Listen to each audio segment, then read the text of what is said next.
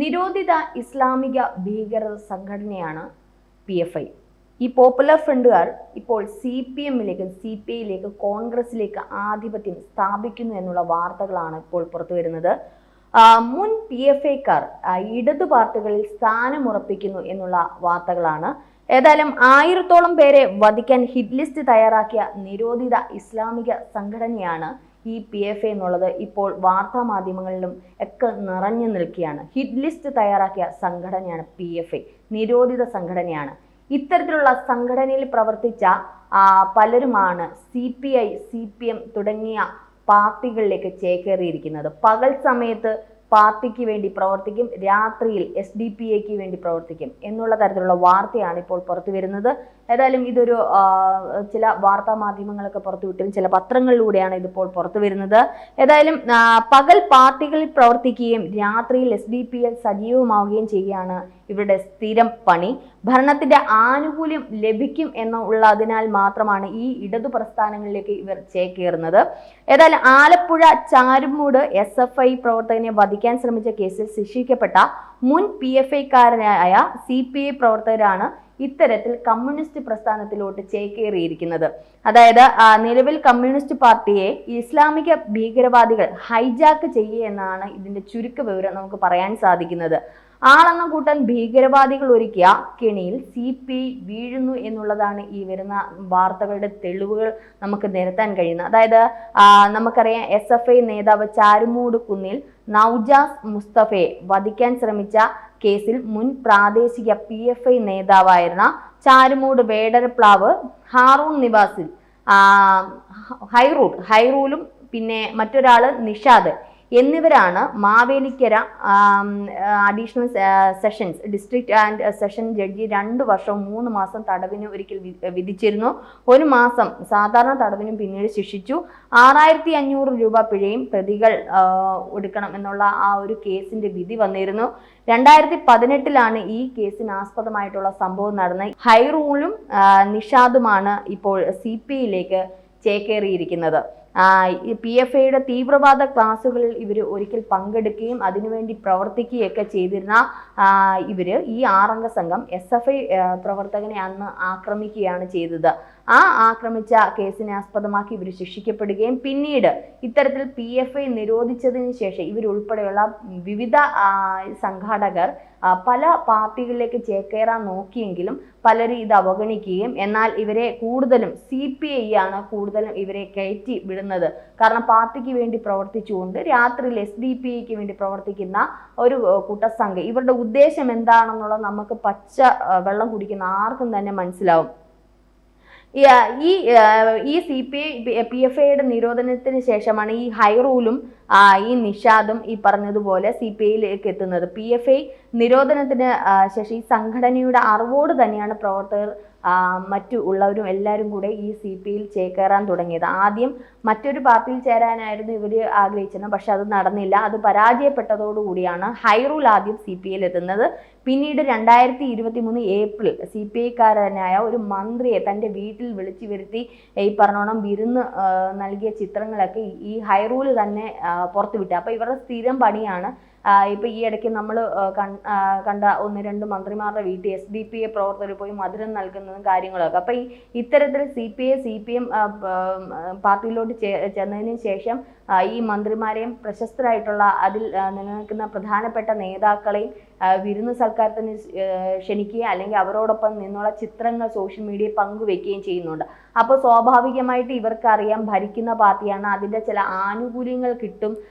ഒരു നമുക്കറിയാം പാർട്ടി പ്രവർത്തകൻ എന്നൊക്കെ പറയുമ്പോൾ ചില ആനുകൂല്യങ്ങളും മറ്റുള്ളതും ഒക്കെ കിട്ടാൻ സാധ്യതയുണ്ട്. അതുകൊണ്ട് തന്നെ അവർ ഇത്തരത്തിലുള്ള ചിത്രങ്ങൾ പങ്കുവെക്കുന്നു. പക്ഷെ ഇവരുടെ മനസ്സ് ഈ പറഞ്ഞതുപോലെ വിഷം നിറഞ്ഞതാണ്. അവർ പ്രവർത്തിക്കുന്നത് SDPA-ക്ക് അല്ലെങ്കിൽ PFI-യുടെ നേതൃത്വത്തിലുള്ള അല്ലെങ്കിൽ PFI-യുടെ മറ്റൊരു ഇരട്ട സംഘടന എന്ന് വേണമെങ്കിൽ നമുക്ക് പറയാം. SDPA-ക്ക് വേണ്ടിയാണ് പ്രവർത്തിക്കുന്നത്. CPM അനുഭാവികളാണെന്നും CPI പ്രവർത്തകരാണെന്നും ഞങ്ങൾ അയ്യോ ശുദ്ധരായേ, ഞങ്ങൾ നന്നായേ എന്നുള്ള രീതിയിൽ ഈ പാർട്ടിയിലേക്ക് ചേക്കേറി കഴിഞ്ഞിട്ട് ആ പാർട്ടിക്ക് വേണ്ടി ഈ പകൽ സമയത്ത് പ്രവർത്തിക്കുന്നു. രാത്രിയിൽ ഇരുട്ടിൻ്റെ മറവിൽ അവരുടെ വിഷം, ഉള്ളിൽ കിടക്കുന്ന വിഷം പുറത്തു വന്നിട്ട് അവർ ആ മറ്റൊരു സംഘടനയ്ക്ക് വേണ്ടി പ്രവർത്തിക്കുന്നത്. ഇതെന്തായാലും അവിടെയുള്ള എല്ലാവർക്കും അറിയാം, ഈ നേതാക്കന്മാർക്ക് അറിയാം, പല പ്രവർത്തകർക്കും ഒക്കെ അറിയാം. ഇത് പല രീതിയിൽ CPI ഇത്തരത്തിലുള്ള പ്രവർത്തകരെ SDPIയിലെ പ്രവർത്തകരെ സ്വീകരിക്കുന്നു എന്നുള്ള പാർട്ടിക്കകത്ത് തന്നെ വലിയ വിമർശനങ്ങളൊക്കെ ഉയർന്നിരുന്നു. എന്നിട്ടും അതിന് യാതൊരു മാറ്റവുമില്ല എന്നുള്ളതാണ്. ഇത്തരക്കാരെ CPI കൂടെ കൂട്ടുന്നതിനെതിരെ സ്വന്തം അണികളും മറ്റും പാർട്ടികൾ വിമർശനമൊക്കെ ഉയർത്തിയിരുന്നെങ്കിൽ അതിനൊന്നും ഫലമുണ്ടായില്ല എന്നുള്ളതാണ് പുറത്തു വരുന്ന വാർത്തകൾ. തങ്ങളുടെ നിഗൂഢ ലക്ഷ്യങ്ങൾ എന്താണോ അത് മുൻനിർത്തി മറ്റു പാർട്ടികളിലൊക്കെ ചേർന്നുകൊണ്ട് അത് പ്രവർത്തിക്കുക. അവരുടെ നിഗൂഢ ലക്ഷ്യം എന്താണെന്നോ നമ്മൾ കണ്ടാണ്. PFIയുടെ ഒരു ഹിറ്റ് ലിസ്റ്റ് അത് SDPIയുടെ കൈമാറിയതൊക്കെ നമ്മൾ ഇപ്പോൾ NIAയുടെ അന്വേഷണത്തിലൂടെ നമ്മൾ കണ്ടതാണ്. ആ ഹിറ്റ് ലിസ്റ്റിൽ ആരൊക്കെയാണ്, ജഡ്ജി ഉൾപ്പെടെയുള്ള വ്യക്തികളുണ്ട്, പ്രഗത്ഭരായിട്ടുള്ള അല്ലെങ്കിൽ നമ്മൾ ഒട്ടും ചിന്തിക്കാത്തത് നേതാക്കന്മാരുടെ പേരുകളുണ്ട്, ഈ പറഞ്ഞ ഹിന്ദു വിശ്വാസികളുടെ അല്ലെങ്കിൽ ഹിന്ദു മതത്തിൽ അധിഷ്ഠിതമായിട്ടുള്ള പ്രധാന വ്യക്തികളുടെയൊക്കെ പേരുകളുണ്ട്. അപ്പൊ ഈ ഏകദേശം 900-ൽ പരം ഹിറ്റ് ലിസ്റ്റ് തയ്യാറാക്കി ഇവരുടെ പ്രവർത്തന ലക്ഷ്യം എന്താണെന്ന് നമുക്ക് കൃത്യമായിട്ട് അറിയാം. അതിന് SDPI കൂട്ടുനിന്നു എന്നുള്ളത് ഇപ്പോൾ സത്യവാങ്മൂലം കോടതിയിൽ NIA സമർപ്പിച്ചിരിക്കുകയാണ്. അപ്പൊ ഈ നിഗൂഢമായ ഈ ലക്ഷ്യം വെച്ചുകൊണ്ട് ഇവർ പ്രവർത്തിക്കുന്നത് ഏത് പാർട്ടിയിലാണ്? നമ്മുടെ കേരള രാഷ്ട്രീയത്തിന്റെ കമ്മ്യൂണിസ്റ്റ് പ്രസ്ഥാനത്തിന്റെ ഒരു പ്രധാന പാർട്ട് തന്നെയാണ് CPI എന്ന് പറയുന്നത്. CPIയിലാണ് പ്രവർത്തിക്കുന്നത് എന്നുള്ളൊരു നമ്മൾ ഓർത്ത് വെക്കണം. ഇനി CPIയുടെ അനുവാദത്തോടു കൂടിയാണ് ഇത്തരക്കാരെ കൂടെ കൂട്ടിയിരിക്കുന്നത് എന്നുള്ള അറിയത്തില്ല. കാരണം രണ്ടും ഏകദേശം വാളെടുത്താൽ ഇല്ല പറഞ്ഞോണം ആ രീതിയിലുള്ളതാണ് ഇവരുടെയൊക്കെ മുഖഭാവവും അവരുടെയൊക്കെ ഉള്ളിലിരിപ്പും എന്നുള്ളത് നമുക്ക് മനസ്സിലാക്കാവുന്നതേ ഉള്ളൂ. എന്തായാലും മറ്റു പാർട്ടികളിൽ പലരും ഇവരെ തിരസ്കരിച്ചിരുന്നു. പരാജയപ്പെട്ടതുകൊണ്ടാണ് ഇവർ CPIയിലേക്ക് ചേക്കേറിയത്. ഏതൊക്കെ പാർട്ടികൾ തിരസ്കരിക്കുന്നു അതിനെയൊക്കെ കൂട്ടുപിടിക്കാനാണോ ഇപ്പൊ CPI എന്നുള്ളത് നമ്മൾ ഈ ഒരു വാർത്തയിലൂടെയൊക്കെ നമ്മൾ നോക്കേണ്ടുന്ന കാലം അതിക്രമിച്ചിരിക്കുന്നു. എന്തായാലും ഇക്കൂട്ടർ രാത്രിയിലാണ് SDPIയിൽ സജീവമായി പ്രവർത്തിക്കുന്നു എന്നുള്ള മറ്റു പ്രവർത്തകർ ഇത്തരത്തിൽ സാക്ഷ്യപ്പെടുത്തുന്നു എന്നുള്ളതാണ് ഈ ഒരു പത്രത്തിൽ വന്ന വാർത്തയിലൂടെ നമുക്ക് മനസ്സിലാക്കാൻ കഴിയുന്നത്.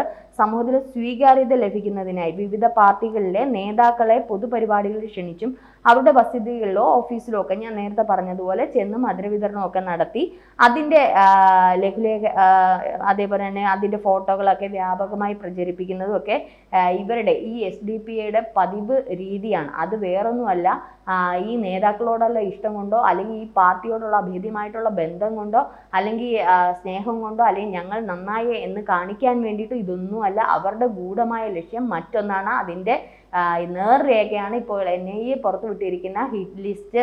ചിലപ്പോൾ ഈ മധുരം നൽകുന്ന ആളിനെയായിരിക്കും ആദ്യം തട്ടാൻ അവർ ആഗ്രഹിക്കുന്നത്. അപ്പം ഇവരുടെ ഉള്ളിലെ ലക്ഷ്യം മറ്റൊന്നാണെന്നും കൂടി ഈ സമയത്ത് ഞാനൊന്ന് ഓർമ്മിപ്പിക്കട്ടെ. CPMനുള്ളിൽ മുൻ PFIക്കാരുടെ സ്വാധീനം ശക്തമാണ് എന്നുള്ളതാണ് പുറത്തു വരുന്ന വാർത്തകളൊക്കെ. കായംകുളത്ത് SFI പ്രവർത്തകനെ വധിക്കാൻ ശ്രമിച്ച കേസിൽ ശിക്ഷിക്കപ്പെട്ട CPMകാരനായ PFI ഭീകരനായിരുന്നു ഈ പറഞ്ഞോണം നേരത്തെ പറഞ്ഞ ഹാറൂൺ നിവാസിൽ ഹനീഫ മകൻ ഹൈറൂൺ.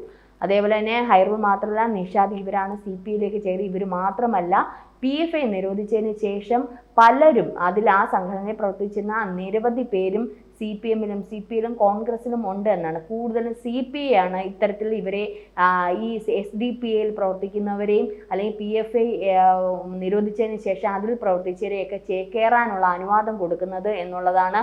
ഏതായാലും അത് ഒരു പാർട്ടിക്ക് വലിയൊരു ദൂഷ്യമായിട്ട് തന്നെ വരും. എല്ലാ ഒട്ടകത്തിന് ഈ പറഞ്ഞ ഇതിനകത്തോട്ട് ചെറിയൊരു തലചായ്ക്ക് ഇടം കൊടുക്കുന്ന ഒരു കാര്യത്തിലായിരിക്കും CPI കടന്നിരിക്കുന്നത്. അവസാനം മൊത്തത്തിൽ അട്ടപ്പട്ടലം മൂടുന്ന ഒരു അവസ്ഥയിലേക്ക് പാർട്ടി പോകാതിരിക്കാൻ എന്തായാലും ശ്രദ്ധിക്കുക. ഇത് വലിയൊരു നമ്മളൊക്കെ ഇപ്പോൾ ഇരുന്ന് സംസാരിക്കുന്നെങ്കിൽ ഒരു വലിയൊരു പ്രശ്നം തന്നെയാണ്. കാരണം SDPI എന്താണെന്നുള്ള ഇപ്പോൾ അന്വേഷണ ഏജൻസിയൊക്കെ വ്യക്തമാക്കി കഴിഞ്ഞു. PFI എന്താണെന്നുള്ള നമുക്ക് നേരത്തെ മുൻകൂട്ടി അറിയാം. മലരും കുന്തിരിക്കവും ഒക്കെ നിന്നെയൊക്കെ കാത്തു വെച്ചിട്ടുണ്ടതാ എന്ന് പറഞ്ഞ ഒരു കൊച്ചു പയ്യൻ അത്രയും വിളിച്ചു കൂവണമെന്നുണ്ടെങ്കിൽ ഇവരെ എന്താണ് പഠിപ്പിക്കുന്നതെന്നുള്ള കൃത്യമായിട്ട് മലയാളി സമൂഹത്തിന് മനസ്സിലായിട്ടുണ്ട്. PFIയുടെ നിരോധനത്തിന് ശേഷം അവരുടെ എല്ലാ ആനുകൂല്യങ്ങളും കൊടുത്തുകൊണ്ട് അവരുടെ ഒരു എന്താ പറയുക അവരുടെ ഒരു കുഞ്ഞാണ് SDPI എന്ന് തന്നെ നമുക്ക് പറയേണ്ടിയിരിക്കുന്നു. ഏതായാലും SDPI വലിയൊരു വിപത്തിലേക്കാണ് SDPIയുടെയും കൂടെ പോകുക. അവരുടെ ഒരേ ഒരു ലക്ഷ്യം എന്ന് പറയുന്നത് അവരുടെ രാഷ്ട്രം വരുത്തുക എന്നുള്ളത് തന്നെയാണ്. അവരുടെ രാഷ്ട്രം വരികയാണെന്നുണ്ടെങ്കിൽ പല വിപത്തുകളും പല കലാപങ്ങളും ഇനി നമ്മുടെ കൊച്ചു കേരളത്തിൽ സമാധാനമുള്ള ഈ കേരളത്തിൽ വരാൻ സാധ്യതയുണ്ട്. കൂടുതൽ വാർത്തകളും വിശേഷങ്ങളും നിങ്ങളിലേക്ക് എത്താൻ ABC മലയാളം സബ്സ്ക്രൈബ് ചെയ്യുക, ബെൽബട്ടനും അമർത്തുക.